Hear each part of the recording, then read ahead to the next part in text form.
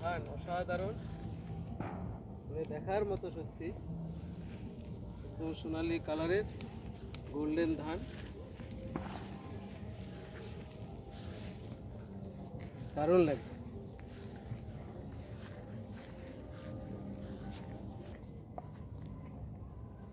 খুব সুন্দর লঙ্কা ক্ষেত, একদম পাকা লঙ্কা। এই দেখুন লঙ্কাগুলো কীভাবে উঠেছে। এই এই হলো লঙ্কার অরিজিনাল রূপ।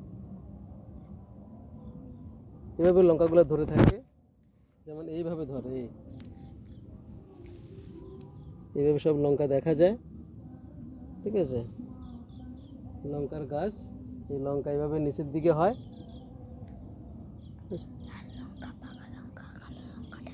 কাঁচা লঙ্কাগুলোকে সবাই তোলে, তার মধ্যে যেগুলো পেকে যায় সেগুলো অন্যভাবে করা হয়।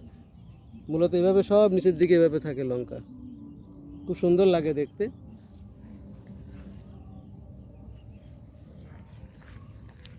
তো কালো জাতের লঙ্কা, অনেক সময় কালারফুল লঙ্কা হয় না, এগুলো সেই কালারফুল, এরকমই সব সুন্দর কালার হয়। দেখুন কি সুন্দর লাগছে। এই কালার, কালো রঙের কালার, এগুলো কালো লঙ্কা। অনেক লঙ্কা গাছ দেখছেন।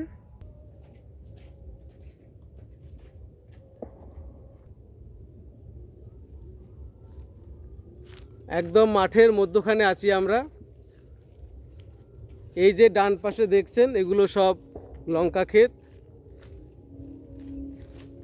আবার একদম লঙ্কা ক্ষেতের শেষ সীমানায় আমরা একদম মাঠে আছি, মানে যেটাকে বলা যেতে পারে জমির আল দিয়ে আমরা হেঁটে হেঁটে যাচ্ছি এভাবে একদম প্রকৃতির মাঝে দারুণভাবে।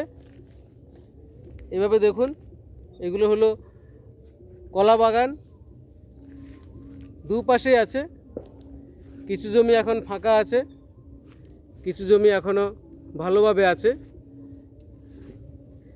সেভাবে আমরা মুভ করছি, একদম আল ধরে হাঁটছি আমরা, হাঁটতে হাঁটতে আমরা যাচ্ছি, এগিয়ে যাচ্ছি এবং আপনাদের সঙ্গে শেয়ার করছি কোথায় আমরা আছি।